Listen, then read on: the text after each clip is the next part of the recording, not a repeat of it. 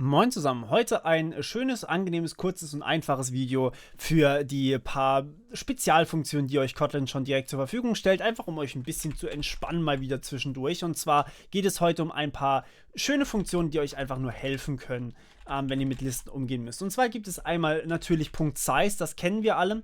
Alternativ könnt ihr aber auch die Count-Funktion verwenden, die genau dasselbe tut. Das heißt, die zählt im Endeffekt eure Elemente. Ja? Das ist schon die erste Funktion, die ich euch zeigen möchte.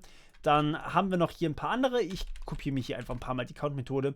Ihr habt gleichzeitig die Möglichkeit, ein Average zu bilden. Das heißt, einmal den Durchschnitt sozusagen über alle Elemente der Liste zu bauen. Und das wäre bei uns 4,0. Achtet direkt hierauf. Hier wird direkt ein Double gebildet. Ja? Das ist der quasi schon direkt der Wert davon. Das ist jetzt Zufall, dass es wirklich 4,0 ist. Ich setze hier den mal auf 3, dann sollte es nicht mehr 4,0 sein, sondern 4, Periode 1,6. Also 4,1 Periode 6, so rum. Das ist jetzt der Durchschnitt von dieser Liste. Das heißt, wir sehen hier direkt, okay, ist eine Gleitkommazahl. Und ja, das ist der Durchschnitt von allen Werten aus der Liste. Vielleicht auch hin und wieder mal ganz sinnvoll. Durchaus auch schneller, als ihr das wahrscheinlich implementieren würdet. Aber ihr könnt da gerne auch mal mit Steuerung und dann draufklicken.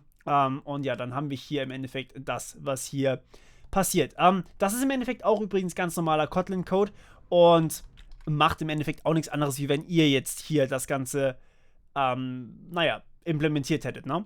Also ganz normales Kotlin, dann haben wir hier die Möglichkeit, ein Maximum bzw. ein Minimum uns auswählen oder ausgeben zu lassen. Das wäre dann natürlich 10 bzw. 1.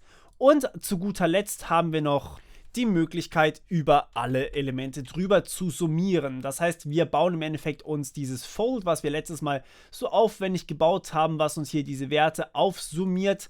Halt, stopp, das war es nicht. Egal, wir haben es nicht mehr drin. Aber das, was uns die Werte aufsummiert hat, das gibt es auch einfach als Funktion, weil man es relativ häufig braucht. Einfach einen Punkt Sum und schon habt ihr alles, was man braucht. Und dann habt ihr hier schon direkt die 25 wieder ausgegeben.